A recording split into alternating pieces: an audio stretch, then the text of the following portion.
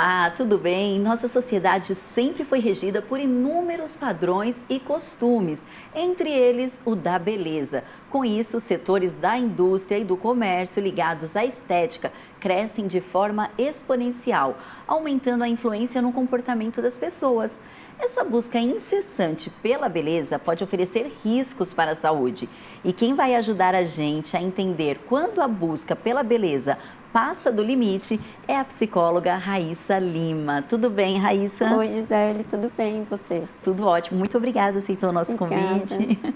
Raíssa, para a gente começar, quais os danos que essa busca pelo padrão de beleza pode causar? Bem, os danos são diversos, né?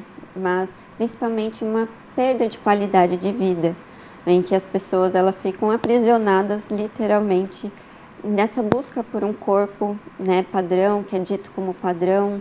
Muitas pessoas adoecem psicologicamente por conta disso, pode-se desenvolver transtornos alimentares, dentre outras coisas, né? Então, realmente os danos, eles são maiores do que se pensa, né? Porque a indústria, ela tem fortalecido muito esse lugar de uma certa insatisfação. Então, as pessoas sempre estão insatisfeitas com os próprios corpos e sempre na busca da melhora, né?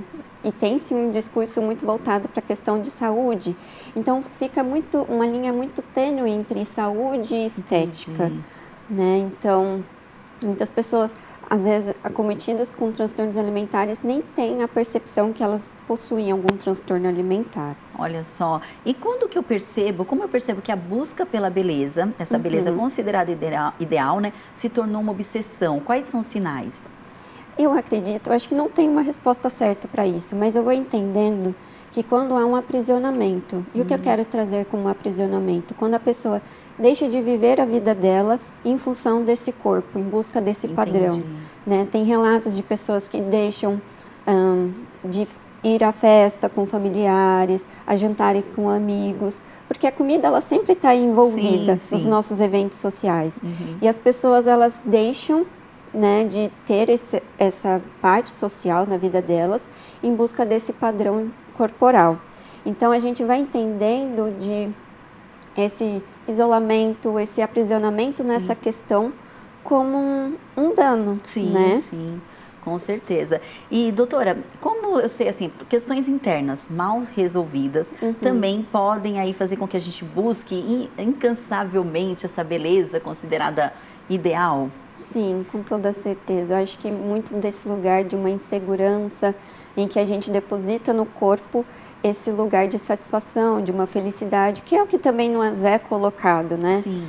Nos é colocado que ter um determinado corpo nos fará felizes. Então, é importante não ficar focado nessas questões, né? Sim. Porque aí, na verdade, busca um padrão e acaba adoecendo emocionalmente e até fisicamente, né? Sim, exatamente. Porque deixa de comer, igual você falou, deixa de aproveitar o convívio da família, deixa de aproveitar as reuniões, sem falar essa questão afetiva, né? Que a comida sempre está envolvida ali. Sim. Quem nunca lembrou, não esquece o tempero da vovó. Exato. Não é verdade? Mas antes da gente continuar, Raíssa, eu não posso deixar de agradecer a tradução simultânea em Libras que acontece aqui, né? Todos os programas da TV Câmara, na verdade. E quem está com a gente hoje é a Tamires Caetano, está aqui do meu ladinho. Tamires, muito obrigada, viu? Bom, voltando aqui para a nossa entrevista, a gente também precisa lembrar vocês, né, e contar para vocês agora uma história muito legal. A repórter Fernanda Santos foi conhecer a história de uma influencer aqui de São José. O nome dela é Ikiara Machado. Ela tem um perfil nas redes sociais, gente, para falar sobre aceitação e principalmente que todo mundo é capaz. Raíssa, vamos conferir? Claro. Oi, Gi. Oi para você também que está acompanhando o De Bem com Você. Pois é, Gi, hoje em dia a gente pode ver que os padrões de beleza estão cada vez mais presentes aqui, ó, no celular, nas redes sociais, né? É uma busca incansável pela perfeição, pela boca impecável, pelo cabelo sempre no padrão, o corpo também. Mas, ó, eu tô indo agora conhecer uma influencer daqui de São José dos Campos que tá aqui, ó, também nas redes sociais, mas ela quebra todos esses paradigmas, viu? Vem comigo!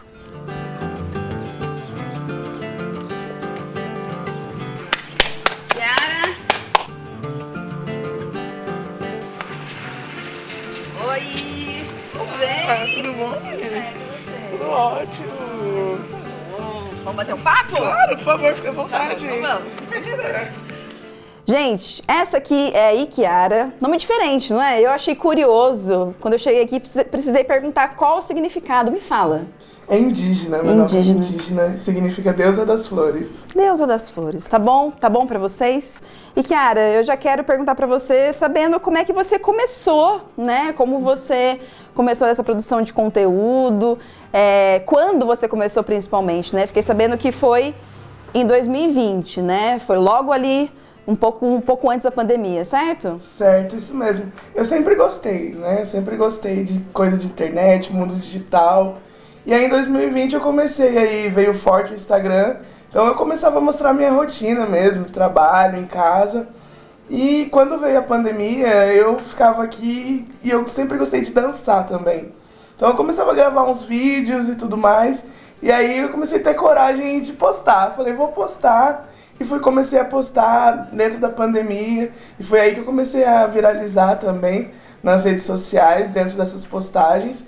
E aí eu fui pegando gosto mais ainda, né? Então, sempre postava e divulgava. Até porque, assim, eu dançando numa rede social que é tão cheia de padrão, assim, era super diferente, sabe? Era uma coisa muito mais fora do padrão que eles estavam habituados. Não tem como a gente não falar de preconceito, principalmente nas redes sociais, né?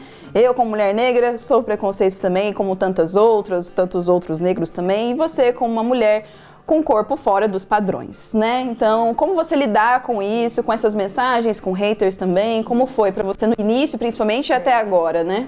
No começo foi muito mais um susto, assim, porque quanto mais o vídeo cresce, né, mais a gente sofre ataque. É uma pressão estética extremamente alta, principalmente por questão de corpo e tudo mais. E as pessoas geralmente associam, né, o corpo gordo, assim, a pessoas que são preguiçosas, né, a pessoas que são desleixadas, que não estão nem aí, que não cuidam da saúde. Então é muito difícil isso e sempre gera aqueles comentários ruins, né? Mas eu tento não absorver, é óbvio que a gente sente, porque a gente é humano. Lógico. Mas eu não absorvo, sabe? Eu acho que isso diz mais sobre a própria pessoa do que sobre mim. Eu acho que o mais importante é pensar se você está fazendo aquilo porque você gosta, sabe? E se colocar ali em primeiro lugar antes de tudo. Se é uma coisa que você gosta e que te faz bem, faça, sabe? Não absorva, faça, procure aí ajuda também profissional de terapia, porque não é fácil a gente lidar. Mas tenha consciência que você está fazendo em primeiro lugar por você e para você. Gi, é isso. Esse foi o papo com a Ikiara, nossa deusa das flores. Olha só, que maravilhosa. Viu? Florindo aqui o nosso De Bem com você. Até mais. Volto aí com você no estúdio.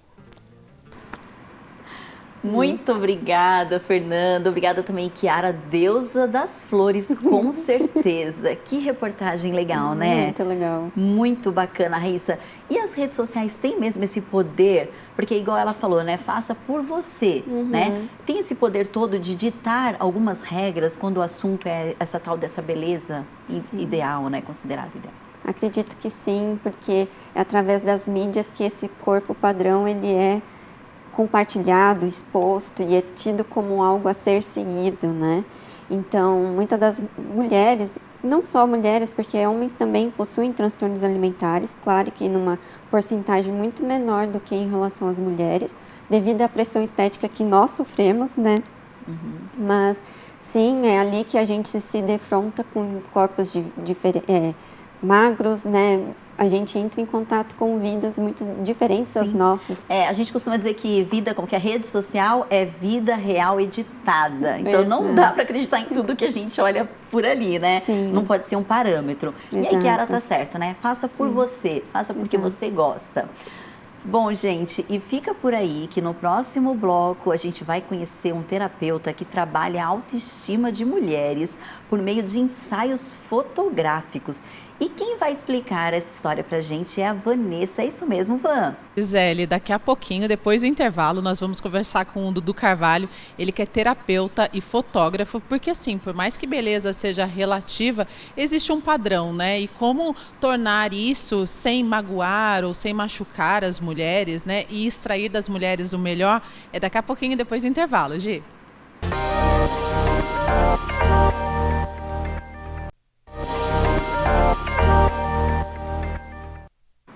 Estamos de volta. Os padrões de beleza muitas vezes podem trazer inúmeras consequências, como problemas de autoestima, emocionais ou até mesmo distúrbios relacionados à nossa autoimagem.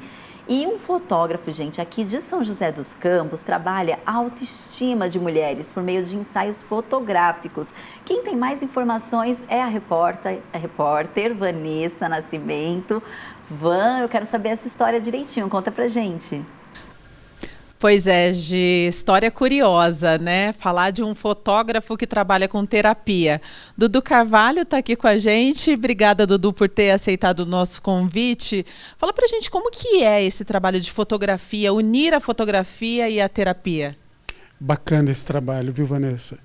Bom, a gente faz uma entrevista com as pessoas, né? Uma entrevista, um papo terapêutico, e através disso a gente consegue obter o melhor olhar para as pessoas, né? E isso traz uma autoestima, isso traz uma forma de se ver de maneira diferente, né? E isso ajuda bastante, isso tem ajudado bastante. Eu já fiz fotografia com mais de 40 mulheres e é unânime, sabe? A conversa terapêutica e a fotografia trazendo um olhar para elas diferenciado. É algo muito bacana. Agora, Dudu, a gente está acostumado com tal padrão de beleza. Quando chega uma mulher, te procura para um ensaio fotográfico, para fazer a terapia fotográfica, o que ela encontra? Porque nenhum corpo é igual ao outro, né? Então, aí é onde entra a terapêutica, né? Então, eu tenho técnicas de respiração, de relaxamento, né? Porque normalmente quando a gente parte para a primeira fotografia está muito nervosa, muito tensa. E aí a gente relaxa, faz uma respiração junto com a natureza. E aí eu vou buscar um olhar diferenciado, não importa, sabe? De verdade, magrinha, gordinha, alta, baixinha, não faz diferença, porque o que a gente busca é o que tem dentro delas, né?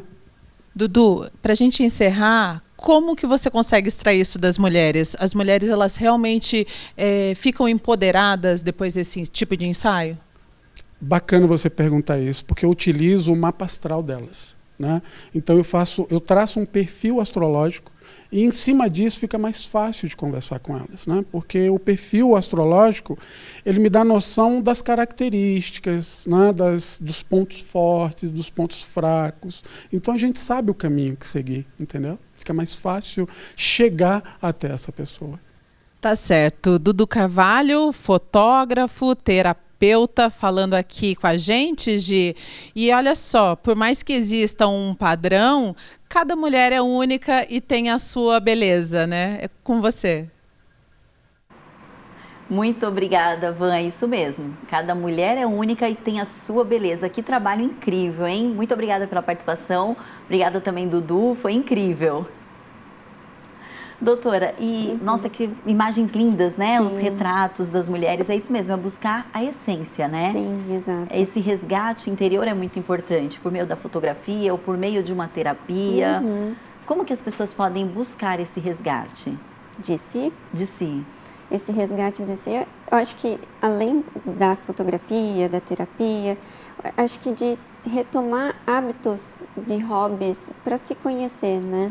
Então, às vezes, a escrita terapêutica é um bom instrumento para se conhecer, né? Fazer coisas por si. Eu acho que hoje em dia também, olhando muito para o nosso contexto, em que a gente dá muito valor ao trabalho, a gente vai se esquecendo muito de si e deixando muitas coisas que fazem sentido para a gente de lado, né? Entendi. Então, é de resgatar esse cuidado consigo mesmo. E é importante ter um hobby, né? A gente recebe vários especialistas aqui, todos os psicólogos que vêm falam a mesma coisa. É muito importante ter um hobby, ter uma atividade de lazer para chamar de nossa. Sim. Ai, que bacana. Eu tenho a minha, eu gosto das minhas plantinhas. Eu amo as minhas plantinhas, eu cuido delas com o maior amor.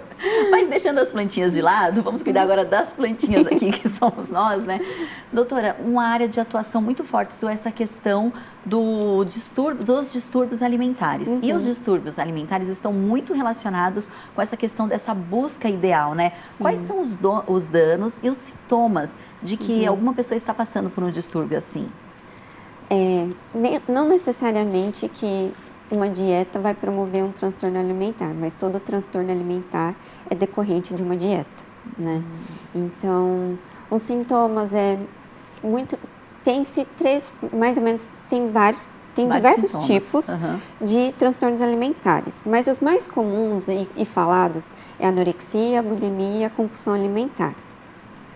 Não necessariamente, acho que hoje, atuando também, a gente vai percebendo que nem sempre está atrelada a essa questão estética. Pode não ser também. Ah, sim. Outros fatores né? também podem. Sim, mas muito se diz de um medo de engordar, né? O medo do ganho de peso, uma insatisfação corporal, uma distorção da imagem corporal.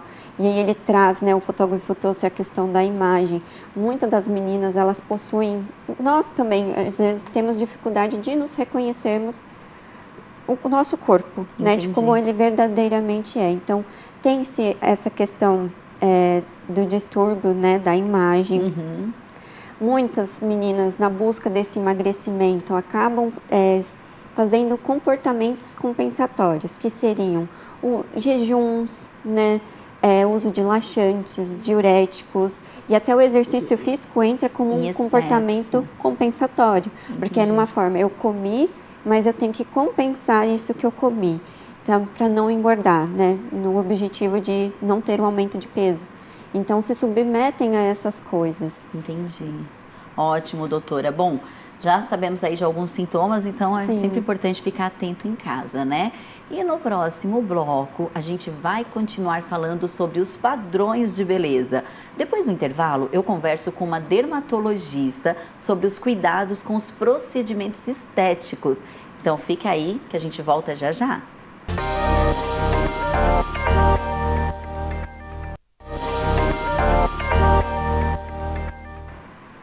Estamos de volta, a busca da beleza é tema do De Bem com Você de hoje. Aqui no estúdio eu recebo a psicóloga Raíssa Lima. Daqui a pouco a gente fala mais sobre esse assunto, né, padrões de beleza, como que eles podem prejudicar a nossa saúde.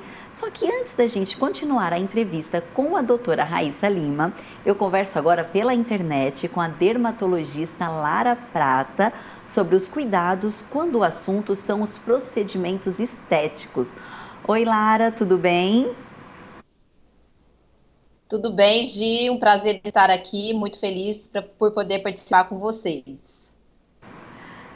Lara, quais os cuidados que as pessoas devem tomar quando resolvem fazer algum procedimento estético para adequar aí a esses padrões de beleza? Gi, o primeiro cuidado é procurar o profissional adequado para fazer esse procedimento. O que acontece hoje? Com esse boom de redes sociais, as pessoas têm procurado muito aquele profissional que tem mais seguidores no Instagram, que põe mais antes e depois, e a gente sabe que muitas fotos desses antes e depois são totalmente maquiadas, e esquecem de ver a formação do profissional, o currículo do profissional, a experiência de fato desse profissional.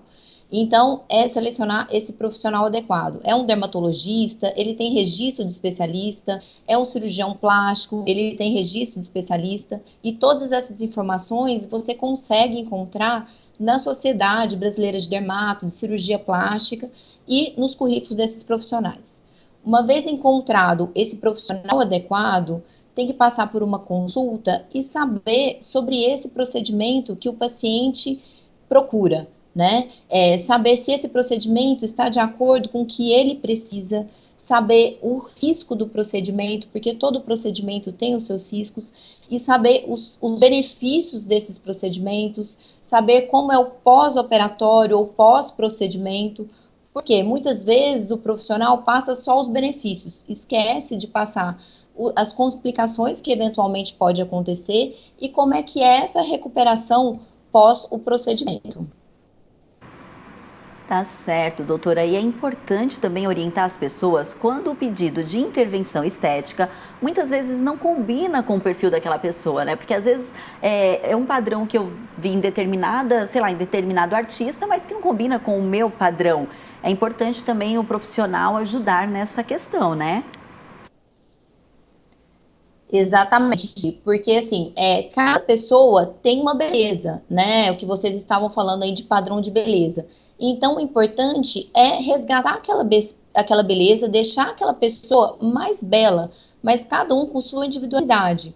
Não dá, por exemplo, para quem tem um rosto, por exemplo, fino, querer deixar o rosto totalmente angulado. Você vai modificar totalmente aquela característica, né? E então, assim, você tem que escolher o profissional para ele poder falar, não, esse procedimento realmente que você está pedindo faz sentido. Ou o que eu gosto da melhor maneira. Ou a pessoa me falar, olha, o que está me incomodando, por exemplo, é esse bigode chinês. O que eu posso fazer para melhorar isso? Já chegou, hoje até que menos, um paciente chegar e falar assim, não, eu quero fazer o preenchimento aqui. E aí eu falo para o paciente, mas não é fazer o preenchimento aqui, você precisa tratar essa região aqui para poder atingir esse resultado que você quer. E por outro lado, por exemplo, quando a gente passa por um tratamento corporal, às vezes é uma pessoa que está um pouquinho com sobrepeso e quer fazer um tratamento de gordura localizada. Então tem que alinhar com a pessoa a expectativa dela. Porque às vezes, assim, é melhor começar com uma dieta, com uma atividade física. Depois, quando tiver no peso adequado, aí sim dá para fazer aquele tratamento focal na gordura. Eu acho que, assim, o profissional tem que ser muito realista e alinhar com o paciente o que é possível, a expectativa do paciente com aquela expectativa de resultado. Perfeito, doutora. E cada vez pessoas mais jovens estão buscando os procedimentos estéticos, né? Qual o risco, né, para a saúde desse público específico? Exatamente. E justamente o que eu vejo é essa imposição aí das redes sociais, porque os jovens estão cada vez mais nas redes sociais. Então, é alinhar essa questão psicológica, a expectativa desse paciente em relação ao procedimento que ele quer, ver se realmente esse procedimento faz sentido ou se é muito mais um transtorno corporal que ele tem, né? E às vezes falar, olha, você não tem indicação, por exemplo, ou então às vezes tem, por exemplo, vem um paciente jovem, 18 anos, né, mais jovem, 20 anos, que tem cicatriz de acne. E a gente sabe o quanto a cicatriz de acne afeta a autoestima e é uma coisa real com publicação. Então, nesse caso, vamos trabalhar, vamos melhorar essa parte. Mas, por outro lado, vem um paciente jovem querendo fazer um preenchimento de lábio e quer o lábio de fulano ou mostra para você essa foto. Isso não faz sentido. Às vezes, aquele lábio ali não faz sentido nenhum, né? E tirando que a gente tem que avaliar também a idade do paciente, né, para também não fugir da parte ética e legal, né, do caso. Doutora Lara, muito obrigada pela participação. Prazer falar com a senhora. Dicas riquíssimas, muito valiosas. E a gente convida em outra oportunidade. Um abraço, viu? Um abraço, eu que agradeço a oportunidade de estar aqui hoje com vocês. Muito bacana, né, Raíssa, tudo que ela falou. Agora, você fala bastante sobre celebrar, comemorar as pequenas conquistas, né? Uhum. Isso também é importante, porque às vezes a pessoa quer eliminar, sei lá, eu quero eliminar 30 quilos, mas eu eliminei 500, sei lá, 1 quilo essa semana, meio quilo. Então comemore. Sim, exato. É importante da gente valorizar nossos pequenos passos também, né? Porque é de passo em passo que a gente vai mais adiante. Se a gente olha só para o que está a vir, a gente não deixa de aproveitar o que está acontecendo no agora também. Né? Deixa de aproveitar o momento presente, pensando lá no futuro que nem chegou ainda, né? Que aí já vai para o lado da ansiedade, né? Sim. Que é um dos transtornos aí dessa busca pela beleza. Exato. E Raíssa, quais são os principais prejuízos nessa questão de comparação? A doutora Lara falou, né? Chegam jovens lá no consultório, 18, 20 anos, que querem fazer um preenchimento labial, que quer ficar igual o artista tal. Mas quais são os riscos, os danos dessa comparação que tem acontecido tão frequente assim?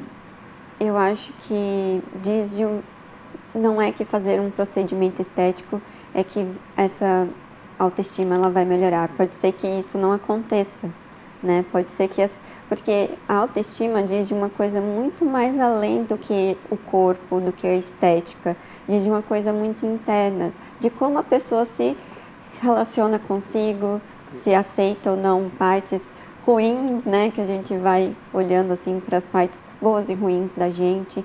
Então, acho que de prejuízo dessa comparação, para além dessa questão que pode ser que as coisas não melhorem, é de nos colocarmos em sofrimento, né? Muitas pessoas passam por depressão, ansiedade, por essas questões de o interno não ser resolvido, né? Então, busque primeiro o interno, né? Depois Sim. o externo é uma consequência, na verdade. Sim. Quando a gente está bem com o nosso interior, tudo flui, né? Raíssa, muito obrigada pela participação, foi ótimo. Sim, Adorei receber obrigada. você aqui no De Bem Com Você. Bom, gente, no programa de hoje nós aprendemos que independente das rugas, dos cabelos brancos ou dos quilos a mais ou a menos, não podemos esquecer do verdadeiro potencial que carregamos. E isso ninguém tira de nós. O De Bem Com Você de hoje fica por aqui. Acompanhe a gente por meio das nossas redes sociais e até a próxima!